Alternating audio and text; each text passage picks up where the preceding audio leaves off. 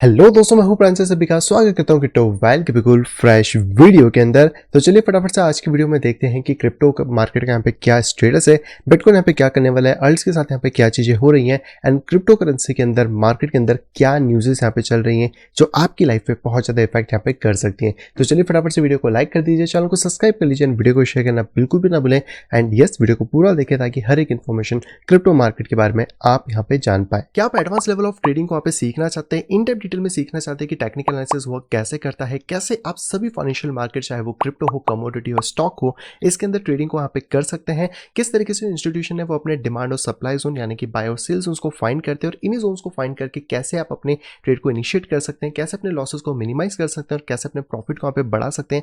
अगर ये सारी चीजें आप सीखना चाहते हैं तो आप यहाँ पे ज्वाइन कर सकते हैं हमारे टेक्निकल एनालिसिस कोर्सेज के अंदर, जिसके लिए आपको जाना होगा cryptowealth.graphy.com के ऊपर। वहां जाके आप अपने लिए कोई भी कोर्स यहाँ पे सिलेक्ट कर सकते हैं और यहाँ पे अलग अलग वैरायटी के कोर्स मिल जाएंगे जो आपके इंटरमीडिएट से लेकर एडवांस लेवल तक की सभी तरीके की नॉलेज को आपको बढ़ाने में हेल्प करेंगे। तो फिर देरी किस बात की, तुरंत जाइए, आपको लिंक मिल जाएगी डिस्क्रिप्शन के अंदर, जाके आप इसको ज्वाइन कर सकते हैं और अपनी नॉलेज को इंक्रीज करके एक फुल टाइम ट्रेडर यहाँ पे बन सकते हैं। ऑलराइट, तो हमने लास्ट टाइम यहाँ पे बात करी थी अबाउट द बिटकॉइन। तो बिटकॉइन में अगर आप ध्यान से देखेंगे तो हमने एक ट्रायंगल फॉर्म किया था जो कहीं ना कहीं एक्सपेक्टेड तो था कि मार्केट ऊपर की तरफ ब्रेक करेगा, बट मार्केट ने उसको नीचे की तरफ ब्रेक करा और फाइनली नीचे आने के बाद थोड़ा सा मार्केट एक बहुत अच्छा खासा जंप लिया, जहां पे कि आप देख सकते हैं लगभग बिटकॉइन के अंदर आपको 13% का जंप मिला। अब ये जो जंप था ये बेसिकली एक फेक न्यूज़ की वजह से आया था, जहाँ पे कि हमें ये देखने को मिला था कि जो स्पॉट ETFs हैं वो यहाँ पे आ चुके हैं और शायद आई शेयर का था जो कि आया था, जिसकी वजह से हमें ये रिएक्शन मार्केट के अंदर देखने को मिला था। यानी कि आप कह सकते हैं कि मार्केट ने आपको एक ट्रेलर दिखा दिया था कि कैसा जब स्पॉट ETF आएंगे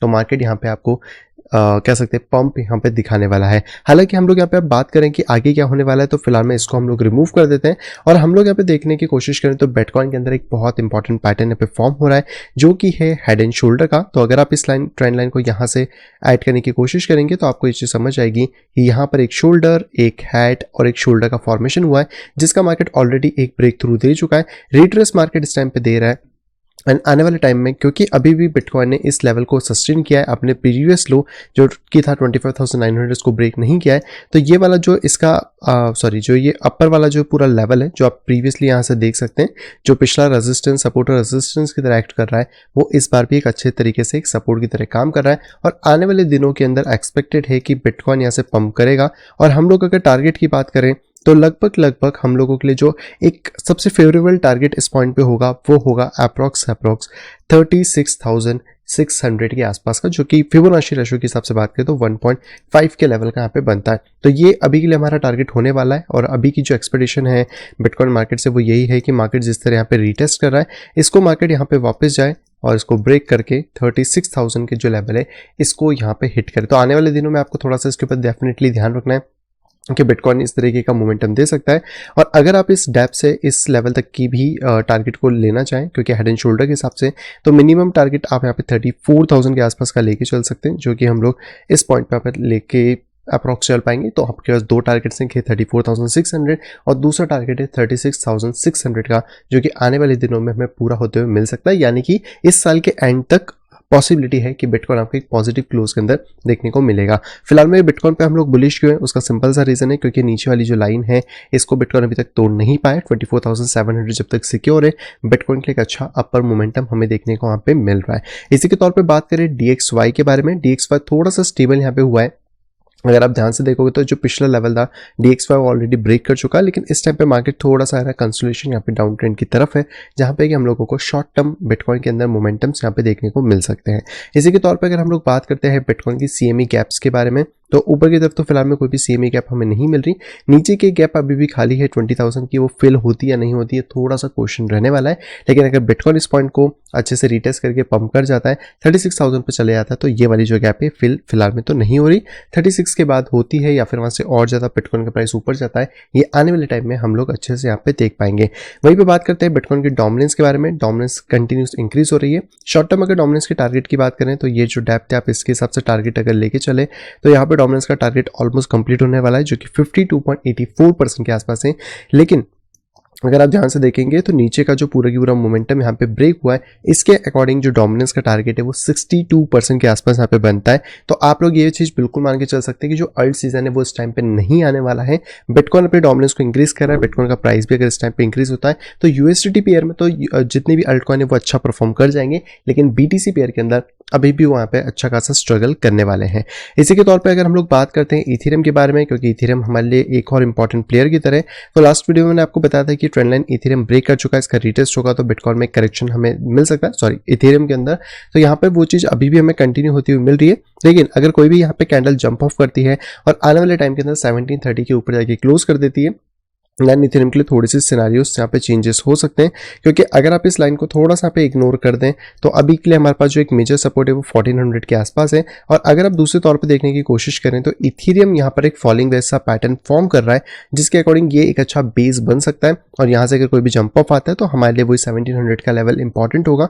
या फिर अगर आप प्रीवियस डेटा के अकॉर्डिंग देखें, यानी कि इसके टॉप टू हाई बॉटम को लेकर, तो भी आपको अलग अलग लेवल्स मिलेंगे। हालांकि ये मैंने बताया था वीडियो के अंदर कि क्या टारगेट्स हमारे पास हो सकते हैं, बट करंटली ये दो सपोर्टिव जोन्स है, जो करंट प्राइस है और नीचे के आसपास 1430 के आसपास है, जिसमें हम स्टॉप लॉस माइट भी 1350 के नीचे लेके चल सकते हैं। और एक्सपेक्टेड ये रहेगा कि अगर यहाँ से कोई भी जंप ऑफ आता है, रिट्रेस प्रॉपर होता है, तो आने वाले टाइम में भी इथेरियम जंप ऑफ लेगा। और अगर आप इसकी फिबोनाची के अकॉर्डिंग अगर इसके टारगेट्स की बात करें तो लगभग 2600 हम लोगों के लिए टारगेट हो सकता है, जो कि आने वाले टाइम में हम इथेरियम को एक्सपेक्ट कर सकते हैं। और ऑब्वियसली अगर बिटकॉइन के अंदर मोमेंटम आता है तो इथेरियम भी उसको एक अच्छी तरीके से फॉलो यहाँ पे कर सकता है, लेकिन हमें वेट करना होगा इस वाले ब्रेकआउट का इस पॉइंट पे। नेक्स्ट यहाँ पे हम लोग बात कर लेते हैं लाइटकॉइन के बारे में। लाइटकॉइन थोड़ा सा स्ट्रगल कर चुका है, इस वाले लेवल के ऊपर आना इंपॉर्टेंट रहेगा अगर हम लोग इसको लॉन्ग पोजीशन बनाना चाह रहे हैं। तो एटलीस्ट $69 to $70 के ऊपर आ जाए, वो हमारे लिए एक बेटर जोन है। नहीं तो फिर सेकंड अगर हम लोग यहाँ पे जोन की बात करते हैं जो एक अच्छा सपोर्ट बन सकता है, तो माइट भी पॉसिबल है कि वो हमें इसी जोन के आसपास मिलेगा जो 54-55 के आसपास है। तो ये दो जोन्स पे आपको थोड़ा सा वॉच करना होगा। 70 के ऊपर ब्रेक करता है तो ही आप लॉन्ग के ट्रेड्स पे फोकस करो लाइट कॉइन के अंदर।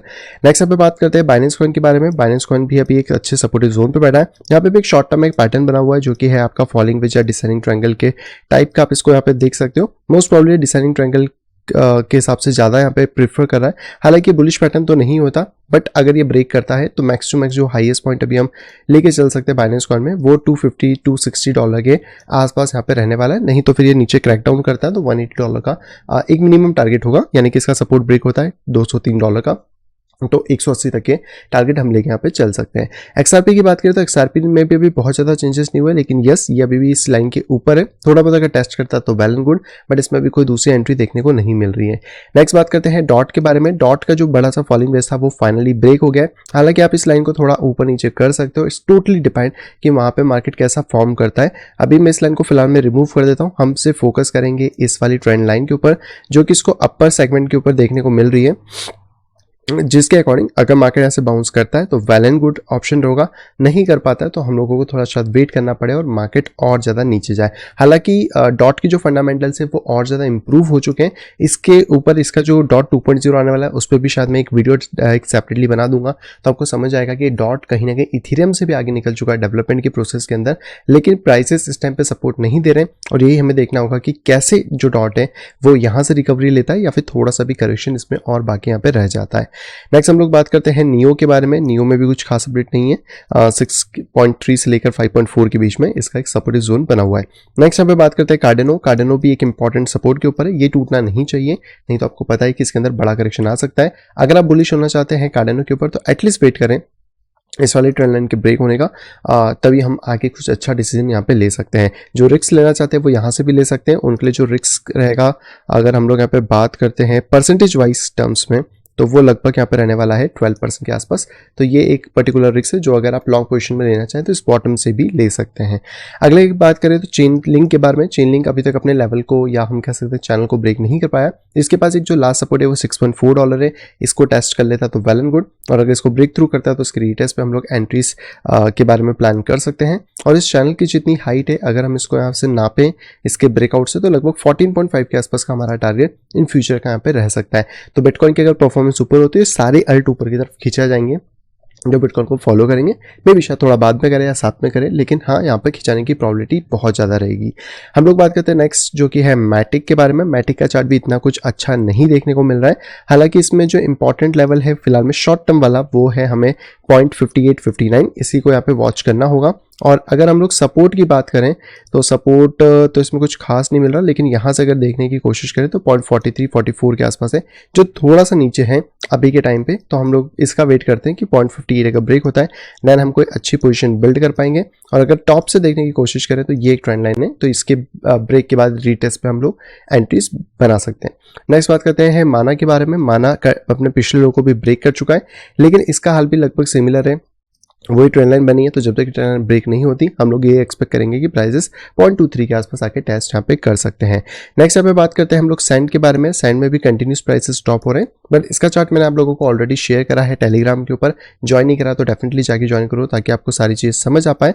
और अभी के तौर पर अगर हम लोग यहाँ पे बात करें तो यहाँ पे प्राइसेस में थोड़ी गिरावट और हो सकती है, क्योंकि अभी भी प्राइसेस ने ना बहुत ज़्यादा स्टडी चीज़ें नहीं दी हैं। और ये जो हमारा पूरा बॉक्स है 0.23 से लेकर 0.14, ये एक बाइंग जोन की तरह एक्ट कर सकता है, क्योंकि ये बहुत लंबे समय से प्राइसेस जो है डिक्लाइन कर रहे हैं और एक ही स्ट्रेट फॉर्म में कर रहे हैं, जो दो प्रोबेबिलिटी पे करते हैं, या तो नीचे बॉक्स में आके बाउंस कर सकते हैं, या फिर अगर यहाँ पे कोई ब्रेकआउट मिलता है तो हम लोगों को मार्केट चेंज होता हुआ मिल सकता है। तो ये थे सारे अर्ल्स जो कि कहीं ना कहीं इस तरह अभी वर्क कर रहे हैं, थोड़ा सा स्ट्रगल कर रहे हैं, लेकिन आपको जिस चीज़ के ऊपर ध्यान देना है वो है बेसिकली बिटकॉइन, क्योंकि वही आपको इंपॉर्टेंट रहने वाला है। और ये हेड एंड शोल्डर अगर यहाँ पे प्रॉपर्ली वर्क करने वाला है, जो कि अभी हमें पैटर्न देखने को मिल रहा है, रीटेस्ट इसका प्रॉपर हो जाता है, तो आने वाले टाइम में 34,000 से 36,000 माइट भी हम इस ईयर एंड तक बिटकॉइन को ज़्यादा वहाँ पे देख सकते हैं।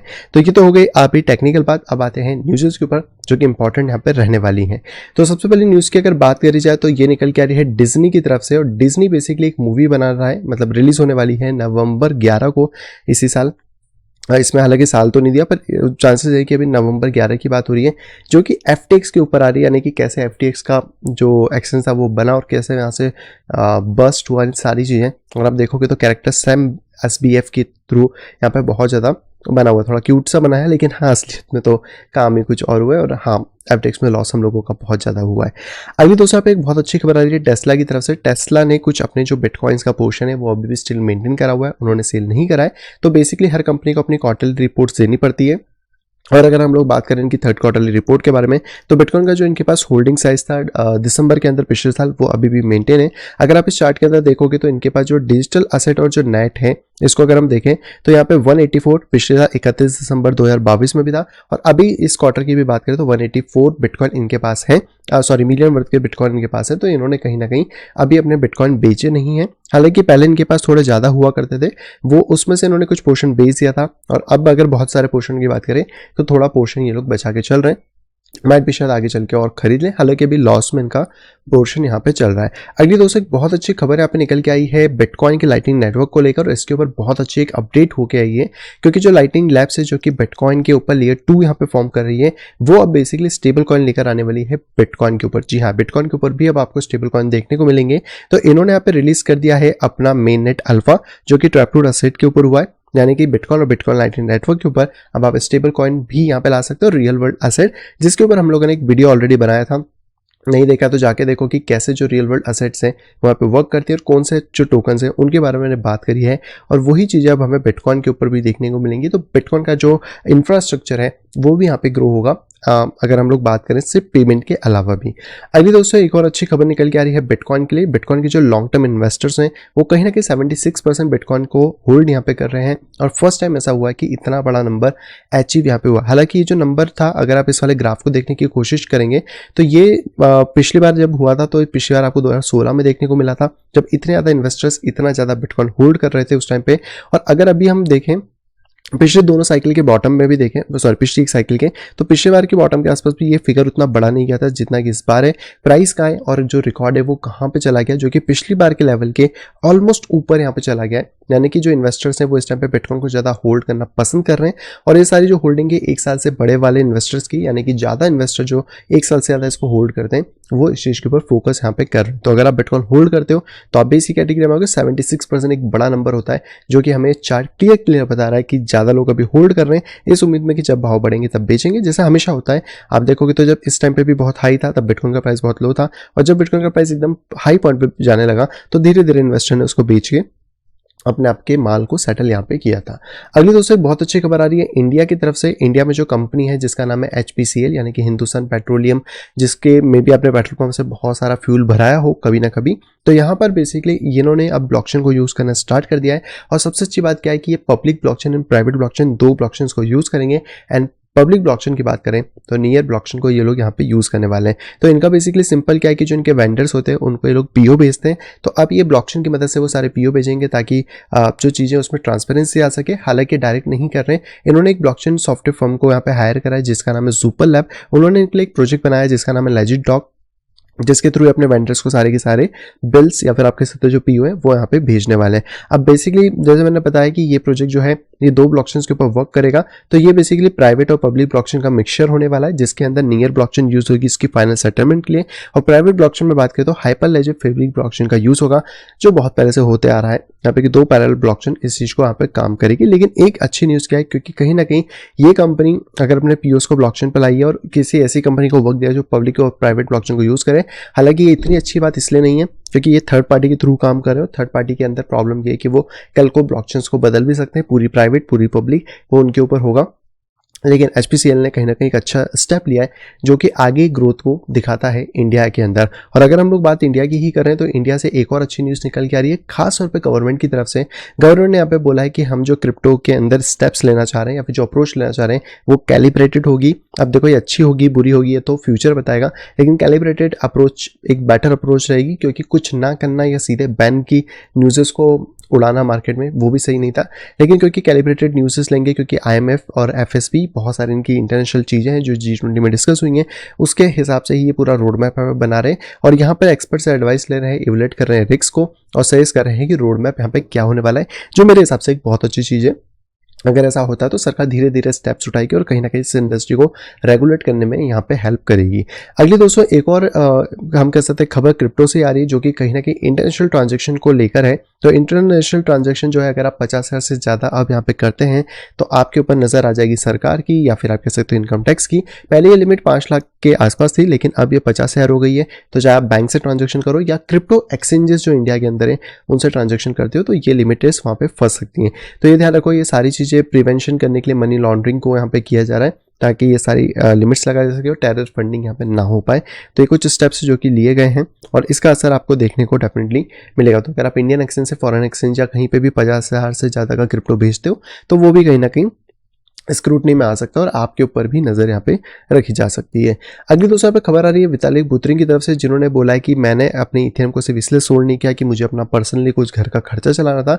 मैंने सारे के सारे जो इथेरियम अभी तक सोल्ड किए हैं वो करे हैं यहाँ पे डोनेट करने के लिए चैरिटेबल ऑर्गेनाइजेशन, और सेल जितनी भी क्रिप्टो करेंसी हुई वो इसके लिए हुई है। इन्होंने एक ट्वीट करके भी बताया कि लास्ट ईयर जो क्रिप्टो रिलीफ था जो कि यहाँ पे संदीप नेरवाल जो कि पॉलीगन के हम कह सकते फाउंडर हैं वो थे, उसमें 100 मिलियन डाले थे कोविड रिसर्च प्रोजेक्ट के लिए, और ये ऐसे ही इन्होंने बताया। हालांकि देखो वितालिक ने तो क्लियर कर दिया है कि उन्होंने कोई भी इथेरियम सिर्फ अपने पर्सनल फायदे के लिए यहाँ पे नहीं बेचा है, बट कौन जानता है कि ये सारी चीज़ें क्या हो सकता है, थोड़ा चैरिटी थोड़ा पर्सनल हो, बट ठीक है यार, थोड़ा पैसा है तो बेच लिया। लेकिन हाँ इसका असर मार्केट पे ज़रूर पड़ता है जिससे कि आपके और मेरी इथेरियम के प्राइसेस गिरते हैं जब एक बड़ी क्वांटिटी में इथेरियम सेल होता है, बट आप कुछ कर भी नहीं सकते क्योंकि डिसेंट्रलाइज मामला है, कोई भी कहीं भी आके सेल बाय कर सकता है।